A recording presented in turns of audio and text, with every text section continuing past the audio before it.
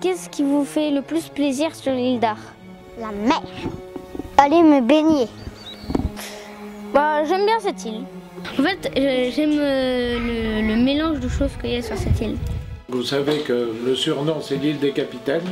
L'île d'Ar a été un des pôles importants de navigation.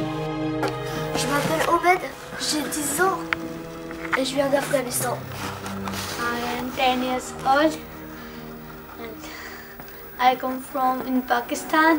On est juste à côté de la ville, donc en un coup de vélo, je suis en ville. Moi, j'ai aussi des moutons ici. Il y a même des moutons. D'après ce que je comprends, votre zone, elle est dans ce coin-là. Là. Pourquoi vous choisissez cette zone? On a choisi cette place parce qu'on trouvait que c'était beau, il y avait plein d'animaux. Parfois, ramassez-vous des déchets? Oui, ça m'arrive malheureusement assez souvent. Il y a du plastique en mer. Moi je passe mon temps à ramasser les déchets, mais tout ce qui est plastique, même les morceaux de verre ou les morceaux de ferraille. Le point le plus haut de l'île d'Ar, c'est ici, là, c'est au bourg, je crois que ça doit être 17 ou... L'église. À l'église, je crois que ça doit être à 17 mètres, c'est peut-être plus que moi. De haut, ça c'est vraiment le haut de la montagne, mais le reste est très très bas, hein. C'est à 1,50 m, 2 mètres au-dessus du niveau de l'eau. On parle de changement climatique, réchauffement climatique, tout ça c'est la même chose parce qu'aujourd'hui on voit que la température sur Terre elle augmente et elle augmente très vite, beaucoup plus vite que par le passé. On a une météo que moi je ne connaissais pas plus jeune. Je pense surtout qu'il faut être vigilant parce que ça peut vite basculer. On a parlé d'acidification des océans, ça c'est dû au réchauffement climatique.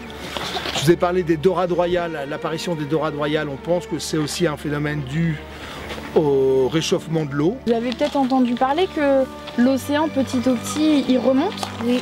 On parle de submersion quand c'est de l'eau qui vient de la mer et qui rentre sur la terre. L'eau de mer, c'est l'eau de mer, on ne peut rien. C'est comme une coque de bateau. Une coque de bateau, il n'y a pas vraiment de solution pour la maintenir en bon état.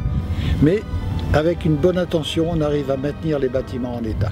Un gros travail dont nous, on doit aussi s'occuper, c'est cette lutte contre l'érosion. Si on ne fait rien, dans quelques dizaines d'années, l'île d'Ar, ce sera un archipel.